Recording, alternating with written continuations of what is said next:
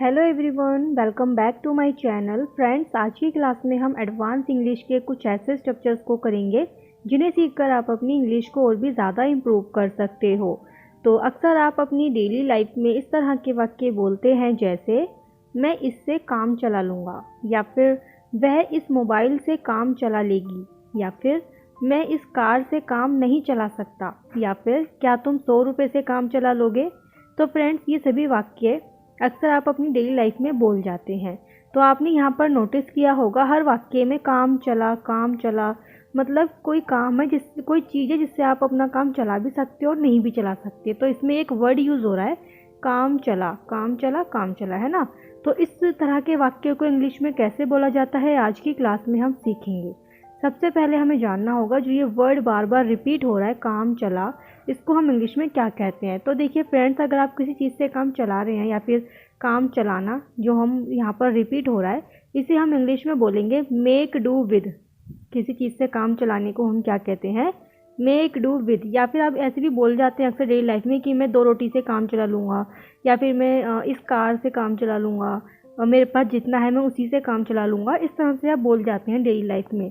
तो काम चलाने को आप इंग्लिश में क्या बोलोगे, make do with. Make do with का मतलब होता है काम चलाना। मेक डू विद, आपको ये वर्ड याद रखना है। काम चलाने को जब हम किसी चीज़ से काम चलाते हैं या तो हम उसे इंग्लिश में क्या कहते हैं, मेक डू विद। काम चलाना, मेक डू विद। तो आइए इसी की सहायता से हम अब इस तरह के वाक्य को इंग्लिश में ट्रांसलेट करना सीखते हैं। तो फ्रेंड्स, इस तरह के वाक्य को इंग्लिश में बनाने के लिए आप इस स्ट्रक्चर का यूज़ करोगे। सबसे पहले आप लिखोगे सब्जेक्ट। सब्जेक्ट के बाद आपको हेल्पिंग वर्ब लिखना है।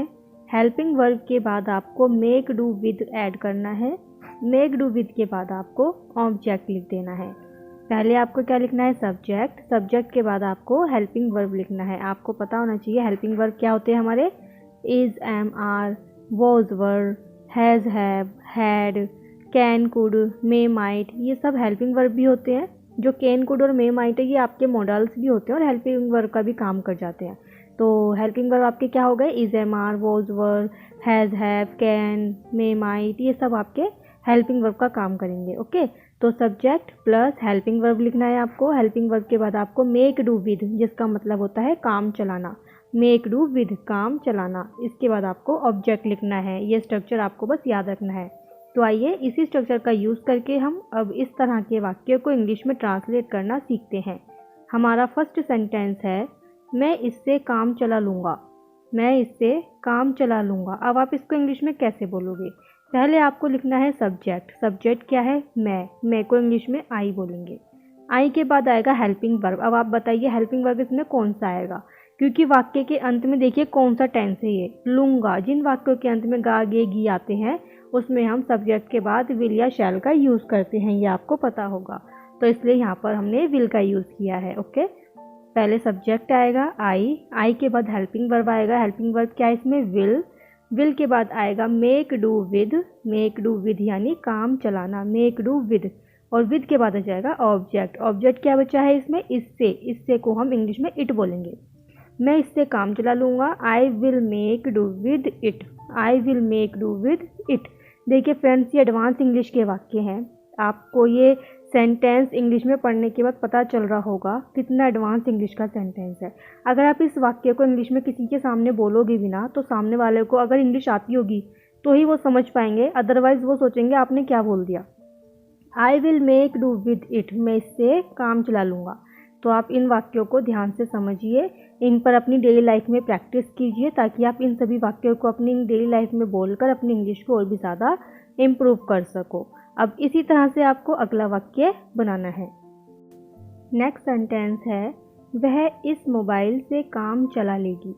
वह इस मोबाइल से काम चला लेगी। अब आप इसको इंग्लिश में कैसे बोलोगे, पहले आपको लिखना है सब्जेक्ट। सब्जेक्ट क्या है इसमें, वह।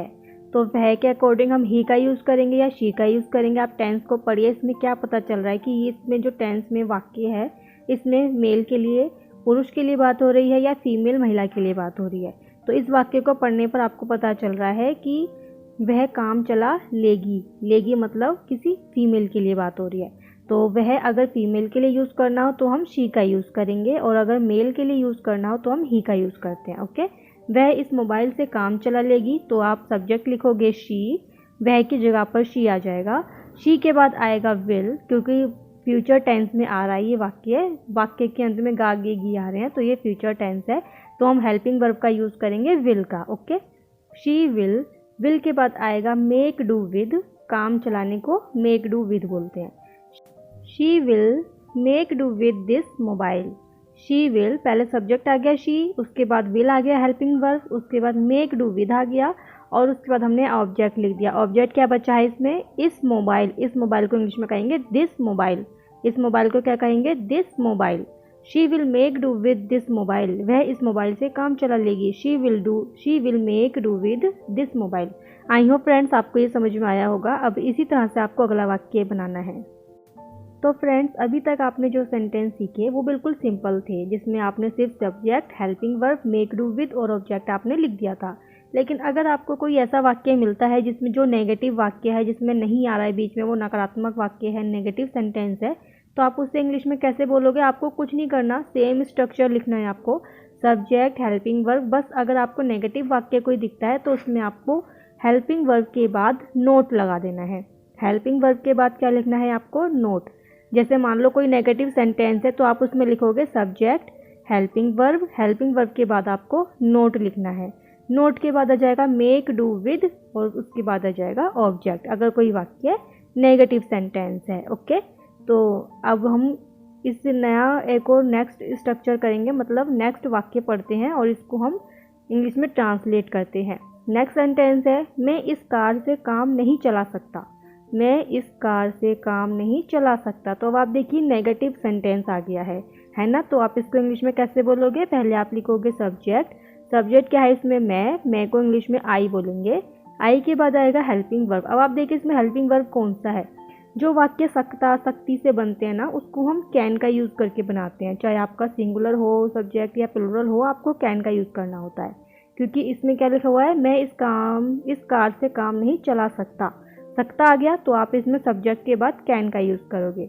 आई कैन, नहीं चला सकता नेगेटिव सेंटेंस है, मैंने आपको बताया अगर कोई नेगेटिव सेंटेंस हो तो उसमें आप हेल्पिंग वर्ब के बाद नोट का यूज़ करते हो। हेल्पिंग वर्ब के जस्ट बाद में आपको नोट लिखना होता है। तो आई कैन नोट, मैंने कैन नोट को शॉर्ट में लिख दिया है, कांट लिख दिया है मैंने। ओके, आप कांट भी बोल सकते हो, कैन नोट भी बोल सकते हो। आई कांट या फिर आई कैन नोट। इसके बाद आ जाएगा मेक डू विद के बाद आ जाएगा ऑब्जेक्ट क्या है, इस कार। तो इस कार को इंग्लिश में क्या बोलेंगे, दिस कार। इस कार को क्या बोलेंगे, दिस कार।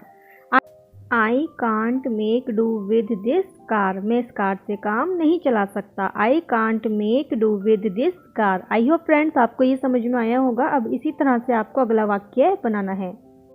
नेक्स्ट सेंटेंस है, क्या तुम 100 रुपये से काम चला लोगे। क्या तुम 100 रुपये से काम चला लोगे। अब आप फ्रेंड्स देखिए ये कौन सा वाक्य है, ये है आपका इंटेरोगेटिव सेंटेंस। इंटेरोगेटिव सेंटेंस की क्या पहचान होती है, उसके स्टार्टिंग में क्या, क्यों, कैसे लिखा रहता है, और वाक्य के अंत में क्वेश्चन मार्क लगा रहता है। तो ये होता है आपका इंटेरोगेटिव सेंटेंस। अब इंटेरोगेटिव सेंटेंस को आप कैसे बनाओगे, उसमें आपको इस स्ट्रक्चर में कोई चेंजिंग नहीं करनी है। बस आपको क्या लिखना है, सब्जेक्ट, ये जो स्ट्रक्चर है आपका subject plus helping verb plus make do with plus object है ना। तो इसमें आपको क्या करना होता है, हेल्पिंग वर्ब को सबसे आगे लिख देना होता है। हेल्पिंग वर्ब को आपको सबसे आगे लिखना होता है, और उसके बाद आपका सेम स्ट्रक्चर रहेगा। पहले हेल्पिंग वर्ब आ जाएगा, उसके बाद सब्जेक्ट के बाद मेक डू विद, और उसके बाद ऑब्जेक्ट। ये आपका स्ट्रक्चर रहेगा। ओके, तो अभी हम इसी वाक्य को इसी स्ट्रक्चर का यूज़ करके बनाएंगे। क्या तुम 100 रुपये से काम चला लोगे। आपको पता ही है वाक्य के अंत में गा गे गी आते हैं, वो शैल या फिर विल का यूज़ करके बनाए जाते हैं। तो यहाँ पर हेल्पिंग वर्ब क्या रहेगा, विल के बाद हम लिखेंगे सब्जेक्ट क्या है इसमें, तुम को इंग्लिश में यू बोलेंगे। विल यू के बाद आएगा make do with, will you make do with के बाद आएगा ऑब्जेक्ट क्या है, 100 रुपये से, with 100 rupees. Will you make do with 100 rupees, क्या तुम 100 रुपये से काम चला लोगे। Will you make do with 100 rupees, क्या तुम 100 रुपये से काम चला लोगे। आई होप फ्रेंड्स आपको ये समझ में आया होगा। सिंपल स्ट्रक्चर है। और नेगेटिव में क्या होता है, आपको हेल्पिंग वर्ब के बाद आपको नोट लिखना होता है, और ये जो इंटरोगेटिव सेंटेंस होता है इसमें क्या होता है, आपको हेल्पिंग वर्ब सबसे स्टार्टिंग में लिख देना होता है। पहले हेल्पिंग वर्ब आ जाता है, फिर सब्जेक्ट, फिर मेक, डू विद और उसके बाद ऑब्जेक्ट आ जाता है। आई होप फ्रेंड्स आपको ये समझ में आया होगा। अब इसी तरह से आपको अगला वाक्य बनाना है। नेक्स्ट सेंटेंस है, मैं इस बाइक से काम नहीं चला सकता। मैं इस बाइक से काम नहीं चला सकता। अब आप इसको इंग्लिश में कैसे बोलोगे? देखिए नेगेटिव सेंटेंस है, ओके। इसको आपको नोट का यूज़ करके बनाना है। पहले आपको सब्जेक्ट लिखना है, उसके बाद आपको हेल्पिंग वर्ब लिखना है। हेल्पिंग वर्ब कौन सा आएगा कैसे पता चलेगा? वाक्य के अंत में देखिए क्या आ रहा है, सकता। तो सकता जिस वाक्य के अंत में आता है उसको हम कैन का यूज़ करके बनाते हैं, ये आपको पता होना चाहिए, ओके। पहले सब्जेक्ट आ जाएगा, फिर हेल्पिंग वर्ब आ जाएगा। हेल्पिंग वर्ब के बाद आपको नोट लिखना है, क्योंकि ये नेगेटिव सेंटेंस है और मैंने आपको बताया था नेगेटिव वाक्य जो होते हैं उसमें हम हमेशा हेल्पिंग वर्ब के बाद नोट को लिखते हैं, ओके। तो पहले सब्जेक्ट, फिर हेल्पिंग वर्ब, उसके बाद आपको नोट लिखना है। नोट के बाद आपको मेक, डू, विद लिखना है और उसके बाद आपको ऑब्जेक्ट लिखना है। अब आप इस वाक्य को इंग्लिश में ट्रांसलेट कीजिए, बहुत ध्यान से कीजिएगा। अगर आपने पूरी वीडियो बहुत अच्छे से ध्यान से देखी होगी तो आप इसको इंग्लिश में ट्रांसलेट बहुत ही ईजिली कर लोगे, ओके। आई होप फ्रेंड्स आपको ये पूरी वीडियो समझ में आई होगी। अगर कोई डाउट हो तो आप कमेंट करके पूछ सकते हैं। इस वाक्य को इंग्लिश में ट्रांसलेट करके आप मुझे कमेंट करके ज़रूर बताइएगा, ताकि मैं चेक कर सकूँ आपने सही बनाया है या फिर नहीं बनाया है, आपको वीडियो पर समझ में आई है या फिर नहीं आई है। वो तभी पता चलेगा जब आप इसका आंसर कमेंट करके बताओगे, ओके। तो आप कमेंट कीजिएगा और इसी तरह की और वीडियोज़ को देखने के लिए हमारे चैनल को सब्सक्राइब कीजिए, वीडियो को लाइक कीजिए, शेयर कीजिए। मिलते हैं अब नेक्स्ट वीडियो में। Bye bye, take care.